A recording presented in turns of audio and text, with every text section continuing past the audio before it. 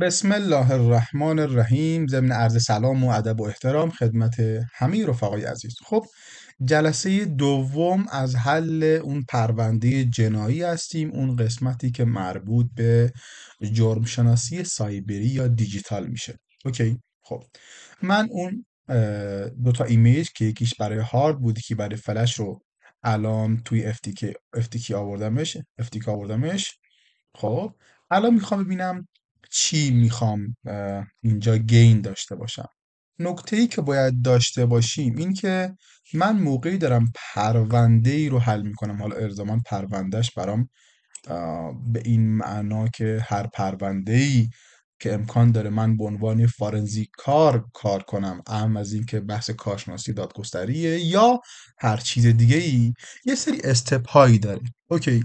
تو این قصه یه سری نظریات هست که آقا چی رو چک کنیم چی رو چک نکنیم. خب، من اه، یه گایدلاین میخوام معرفی کنم که آقا جان، اگر میخواهید از این به بعد یه پرونده فارنزیکی رو حل کنید، اما از این که ربط قصه جنایی داشته باشه یا یه حمله ای شده یا یه فایل بدافزاری چیزی اومده، شما بخواهید اون پرونده رو چک کنید، یه سری استپ هایی هست. اوکی. فرض من تو این گایدلاین یا اون معرفی مراحل اینه که شما ایمیج گرفتید. اوکی. پس اصطلاحا من میگم چی؟ فارنزیک ایمیج اگزیست. یعنی فرض من اینه که ایمیج فارنزیکی رو یکی گرفته. حالا میخوام روی این ایمیج کار کنیم. من چه کار کنم؟ اصلا کجاها برم؟ چی بچرخم؟ چه محتوایی رو ببینم؟ اوکی. استپ اول، این نظر شخصی منه ها. اوکی. یعنی و من تقریبا خودم بالای 70-80% اوقات طبق این گایدلاین میرم، مگر اینکه مورد خاصی چیز خاصی باشه از این جور قصه. اوکی. استپ اولی که من کار میکنم چیه؟ بحث داکیومنت هاست. اوکی. و این که میگم داکیومنت، اما از چه میدونم PDF ورد یا مولتی مدیاس، یا هر فایل دیگه ای که دقت خصیصش اینه این فایل الان وجود داره و حذف نشده. اول میرم سراغ اینا رو یه نگاه میکنم ببینم چی هست چی نیست و بعد اینها رو تحلیل میکنم. اوکی. پس اول میرم سراغ آنالیز کردن آن چیزهایی که وجود دارند، حذف نشدن. میشه ببینیم چه اتفاقی روی اینها افتاده، آیا تغییر کردن یا کسی دستکاری کرده یا هر چیزی دیگه ای. اوکی. پس اولین چیزی که من برای کار شخصی خودم انجام میدم که بخوام کار فارنزیکی انجام بدم، میام اول رو فایل هایی که وجود داره میرم سراغ اینا، ببینم آیا مورد خاصی وجود داره، آیا کسی تغییرشون داده یا هر کانسپتی مربوط به این قصه. استپ دوم، بعد از اینکه کارم با این حل شد، میرم سراغ چی؟ یوزر اکتیویتی.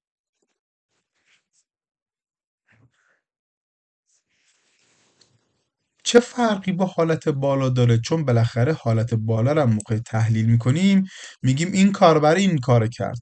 اوکی. فرقش اینه تو حالت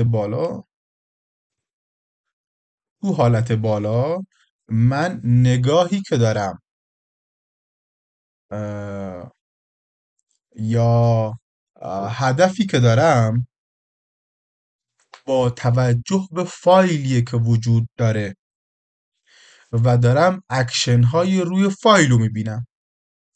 اما موقعی سراغ یوزر اکتیویتی میرم شاید یه فایل رو دیلیت کرده، فایل نیست اما اکتیویتی دیلیت اینو دارم. اوکی. ها، فرض کن من الان اه، تو این فایل نوتپدم یه بار فایل نوتپد رو چک میکنم، میگم آخرین کسی که این مودیفای کرد کی بود؟ یوزر اخضری. حالا یه بار میگم یوزر اخضری پنجمین کارش مودیفای کردن فایل txt بود. نوع نگاه رو دیدید؟ فرق میکنه. اوکی، پس استپ اول این، استپ دوم این، استپ سومی که من معمولا آنالیز میکنم، تحلیل میکنم، میام چی؟ سراغ رجیستری. یعنی ببینم چه اتفاقاتی توی رجیستری هست، چون خیلی از کارها یا اکشن هایی که کاربر یا سیستم یا فایل انجام میدن توی رجیستری یه لاگی برای من داره. استپ چهارمی که من انجام میدم دیلیتد فایل هاست. حالا میرم سراغ چی دیلیت شده، ریکاورش میکنم ببینم چیزی برای من داره یا نداره. اوکی، حالا اگر پرونده سایبری باشد یا دیجیتالی باشد، الان مثلا موردی که ما داریم، تو این مورد داریم راجع به یه قتل صحبت میکنیم. خب توی پرونده قتل یک حمله دیجیتال نیست اصطلاحا، یه واقعی بوده، تموم شد رفته پیکارش. اما اگر غیر از این باشه، مثلا استپ پنجم من میشه چی؟ میشه بحث مموری. میام اونا رو هم چک میکنم. اگر بازم میگم قصه یک قصه دیجیتال یا سایبری باشه، میرم سراغ نتورک هم چک میکنم. اوکی، پس این 6 تا مرحله که ما تو کار فارنزیک انجام میدیم. حالا امکان داره به تناسب موضوع یا به تناسب سرعت یا به تناسب لوکیشنی که هستم ترتیب اینا عوض شه. مثلا من رفتم توی پوشه ای، مثال من توی فولدر علی هستم، دارم فایل یک دات پی دی اف رو تحلیل میکنم، یهو کنار یک دات پی دی اف یه دو دات پی دی اف هم میبینم که دیلیت شده و همونجا اینم چک میکنم دیگه. گرفتین؟ مگر اینکه همچین موضوعی بر بخورم، وگرنه سعی میکنم این استپ ها رو رعایت کنم. خب الان میخوام اینو کار کنیم. اول میرم سراغ چی؟ خب این هارد کار بیشتری میخواد. من اول میام سراغ اون فلشه. هارد ما رو لپتاپی بود که دست سوزان بود، لپتاپ مشترک سوزان و ریچارد رید بود، و فلشی بود که توی کیفی بود که همراه با سوزان بود. میام این ببینم چی توش پیدا میکنم. خب اول گفتم میرم سراغ چیزهایی که وجود دارند، معمولا این کارو میکنم. این وجود داره، این وجود داره، این وجود داره، این وجود داره، این وجود داره. اوکی، کلیک راست اکسپورت فایل، میخوام اینو ریکاوری کنم. میگم چی؟ میگم یو اس بی یک. اوکی، خب بریم ببینیم تو این چی هست. این چیزایی که توی فلش سوزان بودن و پاکم نشده بودن. اوکی، خب من ببینم چی میبینم. یه فایل دیر کارول عزیزم. خب ببین، من کلیک راست روش میکنم، میرم تو دیتیل، میگه اینو کی نوشته؟ رید نوشته، رید ریچاردز نوشتهش. اوکی، پس این با اکانت رید ریچارد نوشته شده، کارول عزیزم. اوکی، خب کجا اینو نوشته؟ توی کمپانی اینو نوشته، توی شرکت اینو نوشته. دقت کردین؟ من با این دست میرم جلو. پس الان توی فلش که همراه سوزان بوده، من چی پیدا کردم؟ میگم دست نوشته، ولی خب دست نوشته نیست دیگه، یه فایل داکیومنته. یه فایل داکیومنتی رو نوشتم که با تیتر کارول عزیزمه، که این متن رو، این فایل رو اصطلاحا، این فایل رو کی نوشته؟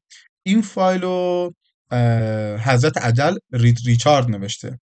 خب اوکی، رید ریچارد نوشته. اه، کجا نوشته؟ توی کمپانی نوشته. اوکی، پس این کانسپتیه که ما باید بهش دقت داشته باشیم. اوکی، خب دیگه چی؟ کی نوشته؟ 16/6. اوکی، 6 میشه جوان دیگه، 16 جوان اینو نوشته. پس من اینجا میام اینو اضافه میکنم. من الان چی گین کردم؟ 16 جوان. من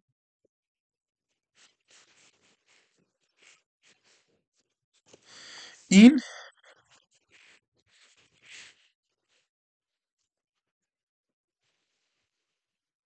ببخشید. توی یو اس بی بیام اینجا، اول بگم توی یو اس بی. اوکی. پس 16 ژوئن توی یو اس بی یه همچین متنی بوده که یه همچین نامه ای بوده. اوکی. که اینه پراپرتیزش کو. اینو من دارم. ساعت 10:15 ای ام. اوکی. توتال ادیتینگ تایم هم حالا 25 دقیقه هرچی. با اوکی کانتنت تایپ محتوا دیگه چیزی اینجا ببینم. ببین تاریخ کرییتد و مودیفایش، ببین 6:15 ای ام 16 ژوئنه. کانتنت کرییتد 10:15. اینم از این. و کامپیوترش هم حالا این که اینه، این وضعیت الانشه. دیگه چی اینجا میبینم؟ دیگه چیز دیگه ای نمیبینم. بازش میکنم. میرم با چی مواجه میشم. خب میبینم یه متنیه. این متنو ظاهرا ما که نمیدونیم، چون پایینش نوشته رید، پس احتمالاً همین رید نوشته. اوکی. خب چی نوشته؟ کارول عزیزم،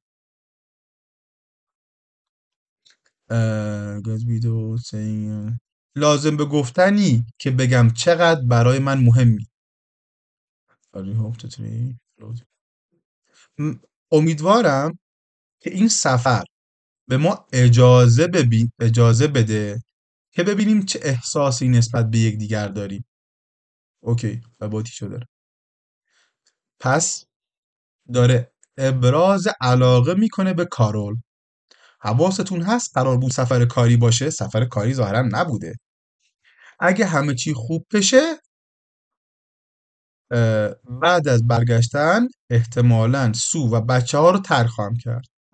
پس این موقعی که از این سفر کاری میخواد برگرده احتمالاً از سوزان و بچه ها جدا بشه. اوکی. این از این. برای مدت کوتاهی میخواد جدا بشه. این نامه‌ای که نوشته ادامهش چی میگه؟ میگه من خب از این که دارم حالا دروغ میگم توی زندگی، مثلا به اون علاقه دارم این حرفا، خسته شدم و میخوام یه زندگی مشترکی داشته باشم، توی زندگی مشترک خودم رو کشف کنم. بالاخره روزی که تو را در آفتاب خواهیم داره این اصطلاحاً جملات عاشقانه میده که من میخوام با تو باشم. میگه چی؟ I love you مروه، خانم مارول، دوستت دارم. اینجا من به یه نکته دیگه هم پیر بردم. چی؟ اسم رمز کارول برای رید ماروله. دیدی مثلا طرف تو کانتکت لیستش مثلا چه میدونم اصغر بقال ذخیره میکنه، اما اصغر بقال نیست. این هم یه همچین چیزی احتمالاً داشتم. خب پس ابراز علاقه قراره بعد اینکه این سفر به اصطلاح کاری برگشتن مثلا طلاق بگیره و دوست داره و زندگی مشترک حرفو. بعد میگه چی؟ من قصد دارم این سو رو از خودم ناامید کنم، سوزان از خودم ناامید کنم که اون طلاق بگیره. اتفاقا شنیدم اکس بوی فرندش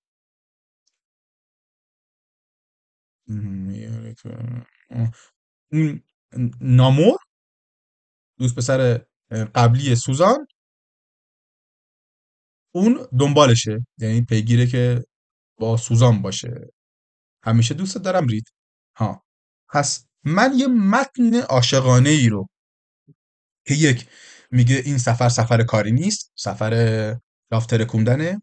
دو، بعد از اینکه این سفر برگشتم سوزان و بچه ها رو ترک میکنم، دیگه خسته شدم از این دروغ میگم توی زندگی، میخوام زندگی مشترکی با تو داشته باشم، قول میدم که میدم در زیر آفتاب بعد میگه I love you مارول، خانم مارول. و بعد چی؟ برنامه‌ش اینه که سوزان از خودش ناامید کنه، که سوزان درخواست طلاق بده. و تازه شنیده که اون اکس قبلی خانم سوزان دنبال این قصه هم هست که بیاد پیش سوزان، اسمش هم ناموره، همیشه دوست دارم رید. پس این نامه که توی فلش سوزان بوده، پس احتمالا سوزان این نامه رو دیده. چرا؟ با سوزان بوده دیگه، فلش سوزان بوده. این از این. دیگه چی؟ اه، سه تا ذخیره HTML باز کنم. خب این از طرف کیه؟ یه ریپلایه. خب ببینیم این خودش چی میبینم. خب از سایت nemchichiflower.com یه ایمیل هست برای 12 ژوئن، رسید برای 12 ژوئنه. به کی اومده؟ به رید ریچارد. اینم تو فلش سوزانه ها. میگه چی؟ سفارش گل شما اوکی. خب برای کی خواد؟ مطمئن تشکر از اینکه به ما اعتماد کرده. گل سفارش دادی و رسیو گل دلیوری شد. به کی؟ به این آدرس. آه ریچارد گل خریده، 12 ژوئن دلیوریش اومده که برای کارول خریده. اوکی. پس 12 ژوئن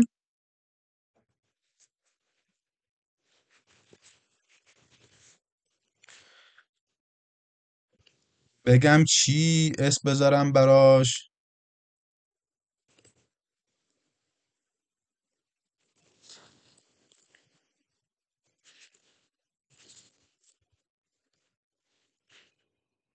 for کارول from read. اینم تو یو اس بی چی بوده؟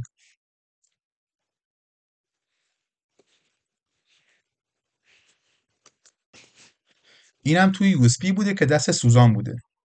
پس رید برای سوزان یه گل برای کارول که این آدرسشه گل فرستاده و اینم پیغامی که توش گذاشته گفته کارول. آها.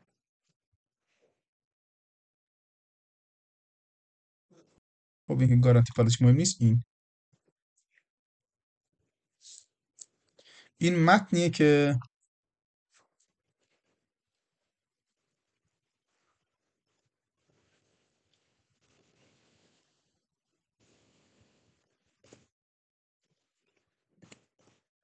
کارول بیرون شرکت هفته آینده میبینم توی همون جزایره که برای تفریح رفتیم. خیلی ممنونی که منو میفهمی. پس این گل، رسید گل با این متن عاشقانه باز تو یو اس بی کی بوده؟ یو اس بی که دست سوزان بوده. برای کی بود؟ 12 ژوئن. اینم از این. دیگه چی داریم؟ اینو داریم. این چیه؟ از تراول زو تودی 12 ژوئن باز رسید بلیتاس بله رسید. کیو کی؟ رید کارول. پس 12 ژوئن علاوه بر این دلیوری این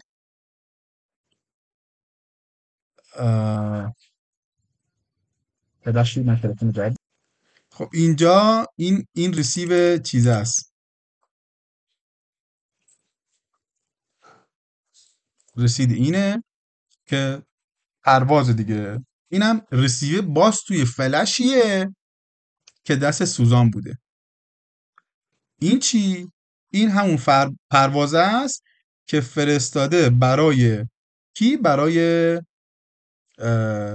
کارول. کارول گفته تنگ ممنون اوکی با هم اونا اونجا میبینه هم دیگه رو دیگه.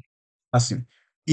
این موند XPS من ندارم، باید از این XPS ویور آنلاین بزنم بیام تو این متن چیه.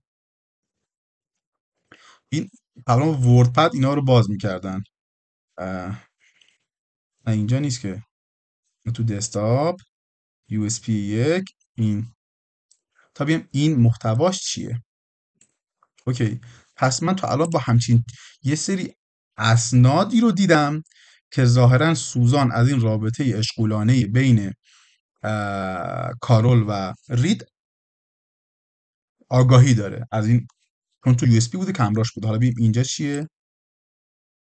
خب این ظاهرا متنیه، یه لحظه متن از طرف کیه ببینم کجاست. خب کلیک راست.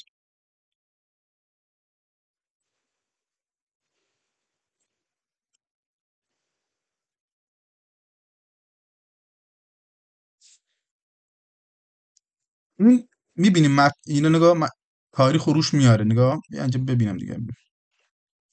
این 19 ژوئن، روز جمعه 5 صبح نوشته شده. حس داره مشکوک میشه.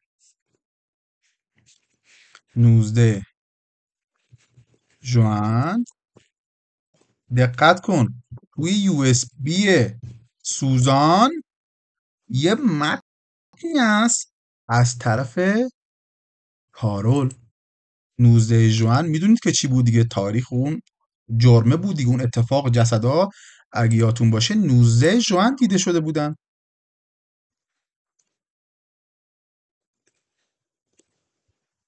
ببین 19 ژوئن ساعت 7:30 صبح. این ساعت چند؟ این ساعت 5:30 صبح، 5:20 صبح. دست کیه این نامه؟ دست سوزانه. خب متنش حالا داره اصطلاحاً چه محتوایی رو داره میده، یعنی داره راجع به چی صحبت میکنه. خب داره میگه ای رید عزیزم، آخرش هم I love you. از طرف کی؟ از طرف کارول داره این متن رو میده. حواستون هست دیگه. اوکی. خب حالا ببینید این متن چی میگه. میگه که اه، احساس میکنم وقت اون رسیده که دیگه وایفتو ترک کنی. اگر همسرت سوزان رو ترک نکنی، مطمئن نیستم که من بتونم تنهایی با خودم زندگی کنم. من نمیتونم بدون تو زندگی کنم. همیشه با من باش، تو عشق زندگی منی. و دقت کن چی میگه. I know you have said you cannot leave her. من میدونم که تو گفتی نمیتونی اونو سوزانو ترک کنی. تو نامه‌ای که فرستاده بود چی بود؟ گفته بود من میخوام ترکشون کنم بعد سفر. چون اینو گفتی من دیگه نمیتونم بدون تو زندگی کنم. ما هر دو تو باید برای همیشه برای هم باشیم. این آخرین باری که میپرسم و یاد باشه که بدون تو نمیتونم زندگی کنم. دوستت دارم، دوستدار تو، عاشق تو، کارول. چی شد؟ حالا این یه متنیه. این متن براتون آشنا نیست، برای من آشناست. چرا؟ چون اینجا این اون متن پرینت شده یه که اینجا هست. نگاه کن. Dear read I love you time I love you کارول remember I cannot. این اون متن خودکشی است توی یو اس پی سوزانه. گرفتین؟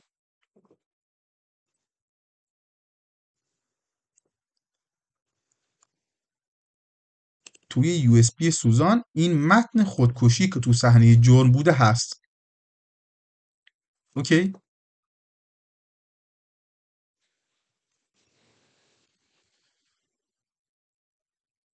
پس اینم چرا این دوتا پوش هست؟ این دو بار میشه رید باز کردم.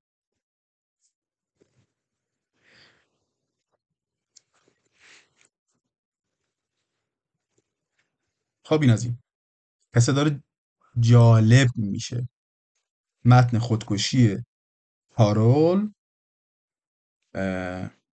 توی فلش سوزانی که فرسنگ ها با اون فاصله داره. و این ساعت چند بود؟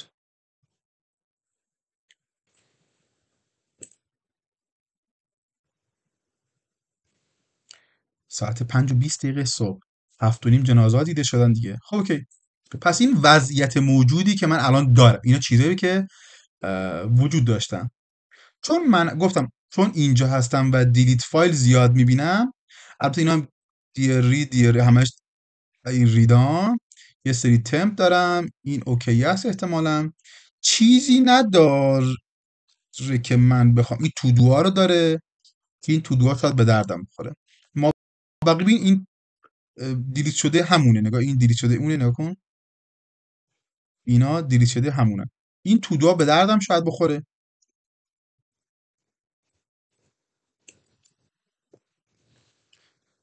توی دسکتاپ USB 1 و USB 1 deleted items دیگه چی؟ اس دیلیت، این خب داره دیلیت میکنه برام، اس دیلیت اینجا افتاده لاگش. این خب صفر. این تمپا حجم دارن ها، اما به این محتوایی ندارن برای من. یه اینجور چیزی دارم که اینم محتوایی برای من نداره. اوکی. خب این دیگه کار فلشه تموم شد. بیام تو دیلیتد آیتم، یه تودو صفر. این صفره، چرا صفره؟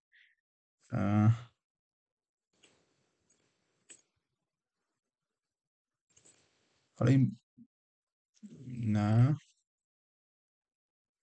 مثلا اونی که بیشتر این حجم داره اینه. ببینم با ورد باز میشه این. حالا این بعدا باید بیم سراغش بیم چی کارش باید. اوکی. پس فعلا من با یه سری مدارک و حواست باشه، من 19 ژوئن توی هتل من چی دیدم؟ این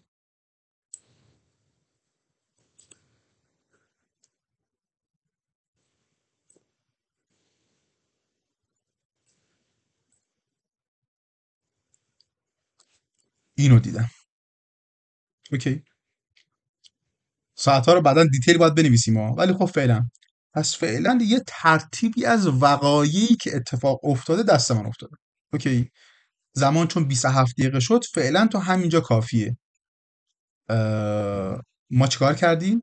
راجع به استپ های کاری که باید انجام بدیم صحبت کردیم. این که بار کار ندارم، این بعد به تناسب موضوع تغییرش رو گفتم. فعلا رفتیم کار یو اس بی رو ساختیم، هرچی دیتا توش بود یو اس بی که دست روزامون در آوردیم و یه سری چیزای فعلا فهمیدیم. بعداً تو ویدیوهای بعدی میریم سراغ هارد و اینکه تو هارد چه چیزهایی میتونم پیدا کنم. این جلسه دوم از سلسله جلسات این موضوع بود. شاد و پیروز و خجسته باشید.